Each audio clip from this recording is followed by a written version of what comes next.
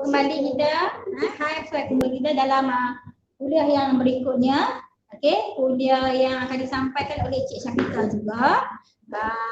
Dan kuliah ini berkenaan dengan tajuk reaction kinetik. Di akhir kuliah ini akan ada 2 soalan di mana pelajar boleh menjawab dengan scan QR code dan itu akan diambil sebagai kehadiran dan juga untuk melihat sejauh mana kamu faham dalam topik reaction kinetik. Okay, so selamat menonton.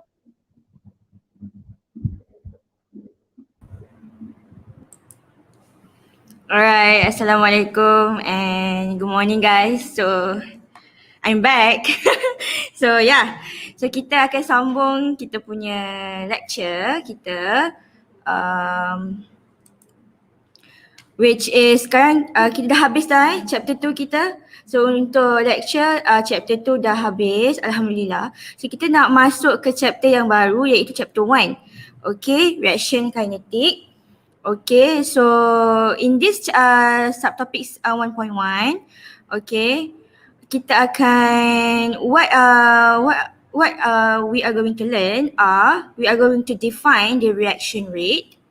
Then we are going to write the differential rate equation. Okay, next we are going to define rate law, order of reaction and half-life. Next we are going to write rate law with respect to the order of reaction. Okay, and lastly we are going to write the integrated rate equation for zero, first and second order reaction. So this one kita tak akan tengok macam mana dia derive lah.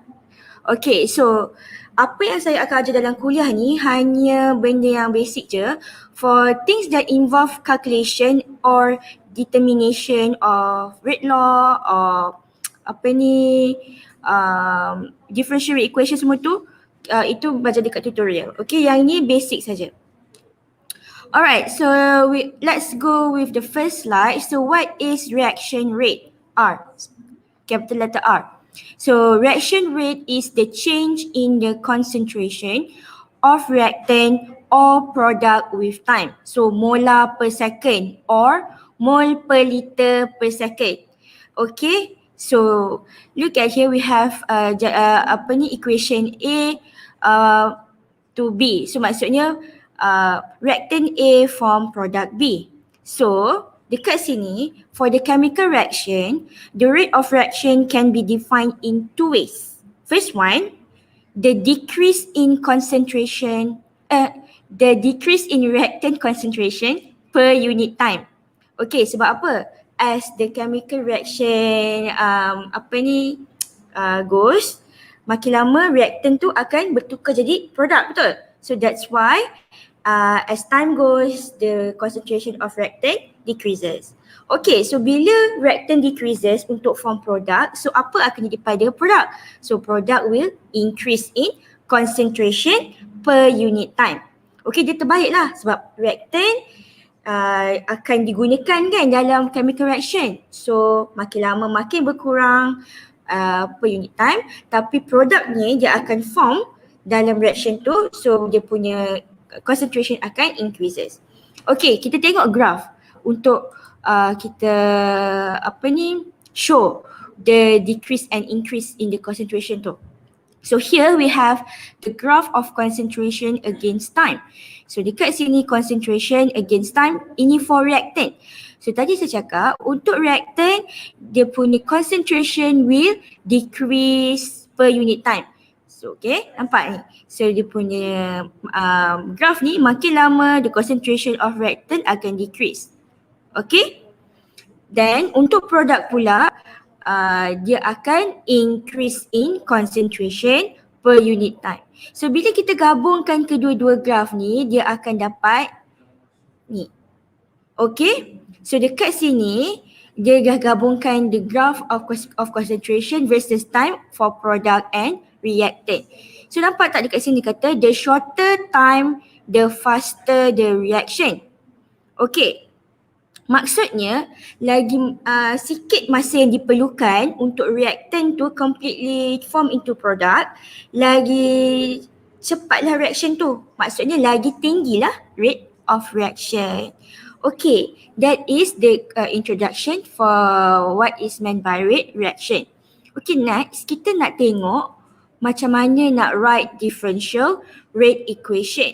So we have simple reaction such as AA from BB. So dekat sini the small letter A and the small letter B is the stoichiometric lah. Okay, so dekat sini macam mana kita nak tulis differential rate equation is rate is equals to negative 1 over A. So 1 over stoichiometry. Okay, D ni is difference in concentration of reactant A divide dengan difference in time. Maksudnya perubahan concentration A mengikut masa. Okay, so dekat sini they have negative sign because it will indicate the decrease in concentration of reactant A with time. Sebab apa? Bila reaction tu makin lama, dia akan berkuranglah reactant kan.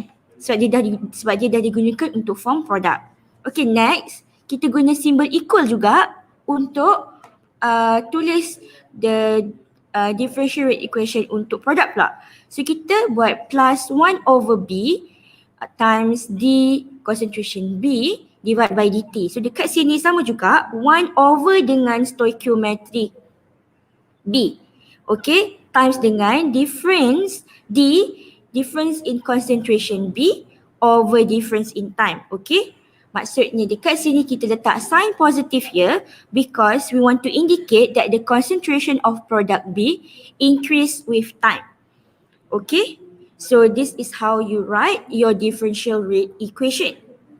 Okay. So, untuk bagi awak faham lagi, kita tengok satu example.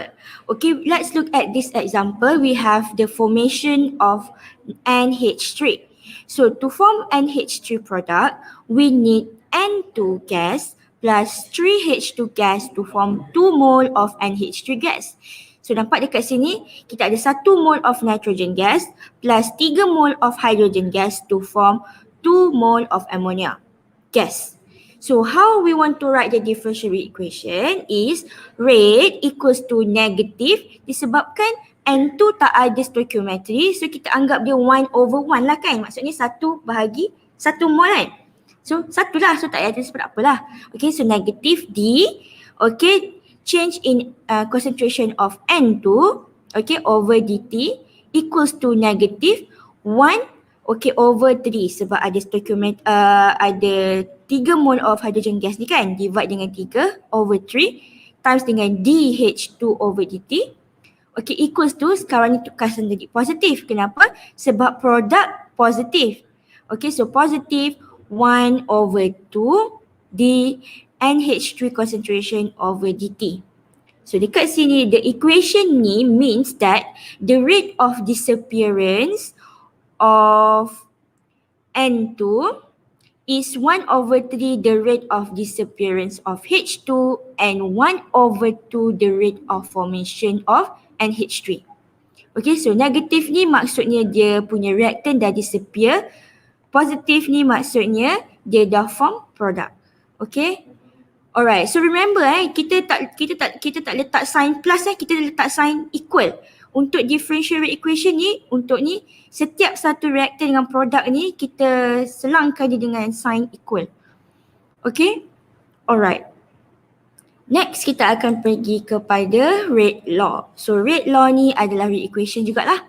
Okay, so what is rate law? So the rate law expresses the relationship of the rate of a reaction to the rate constant and the concentration of the reactants raised to some powers. Okay, so dekat sini, for example, we have general reaction of AA plus BB to form CC plus DD. So we have stoichiometry dekat sini, A dengan B, small letter A dengan small letter B, dengan small letter C dengan small letter D. So rate ni is directly proportional to the reactant only. Okay, so sekarang ni kita punya untuk rate law ni kita akan concentrate dekat concentration of reactant sahaja. Okay, so dekat sini rate ni is equals to K. K ni adalah constant, rate constant, times dengan concentration of A to the power of X and concentration of B to the power of Y. So here X dengan Y bukan stoichiometry. Ini kat depan ni. X dengan Y ni adalah order of reaction. Okay, so X dengan Y ni adalah order of reaction. Macam mana kita nak tahu order of reaction? Sometimes soalan akan state dah siap-siap. Okay, order of reaction of concentration A is 2 for example. So korang boleh carilah order of reaction of concentration B. Contohnya kalau dia dah bagi rate dengan K, betul? Okay, and dekat sini the values of X and Y can only be determined experimentally, not from the stoichiometry of the balanced chemical equation. Okay, remember order of reaction ni bukan daripada stoichiometry dekat balanced chemical equation ni, bukan. Okay, kalau nanti saya tengok siapa yang jawab soalan nanti, ada juga yang letak apa dia order of reaction ni ikut stoichiometry, siap dia, okay? Alright, so next. Okay. Okay, kita nak tengok pula apa itu order of reaction. So order of reaction is defined as the power to which the concentration of a reactant is raised in the rate equation. So the order of reactant is not related to the stoichiometric coefficient of the reactant in the balanced chemical equation, and it can only be determined experimentally. So kat sini kita ada order of reaction with respect to A is X and order of reaction with respect to B is Y. Okay, kita ada, Miss ada contoh satu. Contohlah kita ada reaction ni. Okay, Na plus half Cl2 from NaCl. Okay, so dekat sini soalan kata order of reaction for Na is equals to 2, order of reaction for Cl2 is equals to 1, contohnya. Lepas tu soalan tu kata write the rate law for this equation. So awak kena buat rate law equation. So macam mana buat rate law equation? Buatlah rate sama dengan equals to K. Okay, ingat untuk rate law kita hanya akan pakai concentration of reactant. So kita ignore produk ni. Okay, so K times dengan Na to the power of order of fraction. Okay, so order of fraction ni 2. So to the power of 2 times order of fraction of Cl2 is 1. Nak tulis 1 pun tak apa, tak nak tulis 1 pun tak apa. Okay, so nampak tak kita ikut order of fraction yang dia bagi, bukan dekat stoichiometric balance chemical equation, bukan Alright, tu contoh kita nak tulis rate law punya equation. Alright, next kita ada half-life. So half-life is T1/2 is the time required for the concentration of a reactant to decrease to half of its initial value. Maksudnya kita ada initial value of a reactant. So maksud bila nak cari half-life kita akan bahagi 2 lah. Okay, itu setiap satu equation untuk formula untuk half-life untuk setiap order of fraction adalah berbeza, and awak akan belajar tu dekat dalam kelas tutorial nanti. Okay, so we have summary kat sini untuk tengok integrated equation kat sini. So dekat sini kita ada contoh order of fraction 0, 1 dengan 2. So rate law dekat sini kita letak dah K. Kalau order of reaction kosong, maksudnya A to the power of 0 is equals to 1 kan? So sebab tu dapat rate equals to K saja untuk rate law yang order reaction dia 0. Okay, kalau 1 dapat macam ni, and kalau order of reaction dia 2 dapat buat kita tulis dia macam ni lah. Okay, untuk integrated rate equation, okay, this is the formula lah. Alright, for zero order reaction, the formula for integrated equation is concentration of A naught minus concentration of A equals to KT. Okay, for order of reaction, for first order of reaction, ln A naught minus ln A equals to KT, and for the second order of reaction is 1 over concentration of A minus 1 over concentration of A naught is equals to KT. Okay, so this one sebenarnya cerita korang kena tahulah. Okay, and how you want to derive to get this equation is kita integrate the rate law dengan differential rate equation to get this one. And in tutorial you guys will learn about that lah. Okay, and this one for half-life ni pun sama, korang akan belajar dalam tutorial. Okay, alright, so if you look at this summary, dekat sini kita ada graph lah. Okay, for zero order reaction, this is the rate law and the unit for K is molar per second.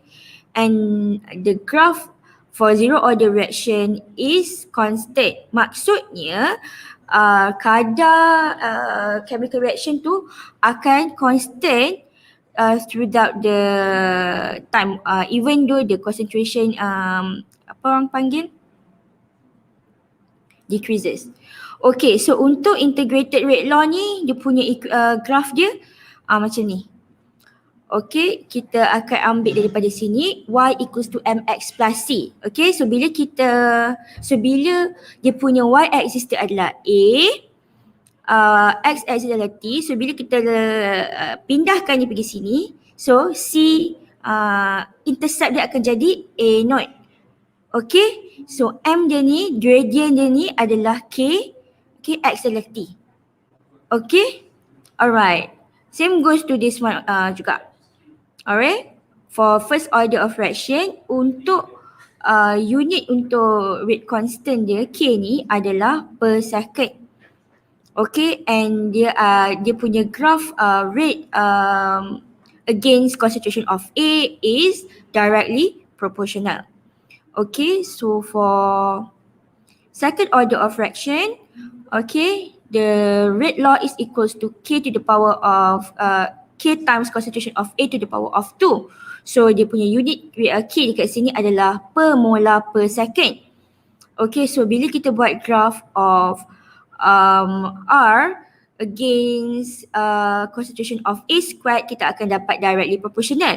Okay, tapi kalau kita buat R against concentration of A je, kita akan dapat graph quadratic ni. Okay, so the explanation yang detail pasal macam nak lukis graph, macam nak kira, macam nak derive equation, macam nak derive integrated rate law, semua ni korang akan belajar dalam tutorial. Macam mana korang nak determine dia punya order of fraction pun korang akan belajar dalam tutorial, as well as how you want to determine the half-life. Okay, so we have done for lecture for chapter 1.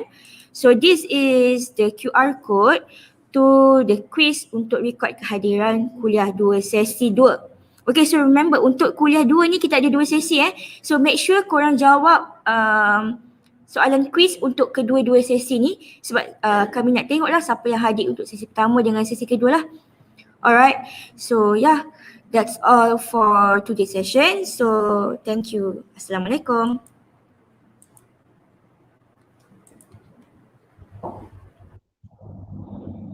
Okay, so kita dah sampai ke penghujungnya untuk kuliah rate of reaction untuk sekolah kedua untuk kuliah kimia. So jangan lupa kamu jawab soalan yang diberikan dalam QR code yang diberikan. So saya ni dengan haraplah kamu faham apa yang disampaikan oleh Cik Syafiqah, sehingga bertemu kembali kita pada Rabu minggu hadapan. Assalamualaikum.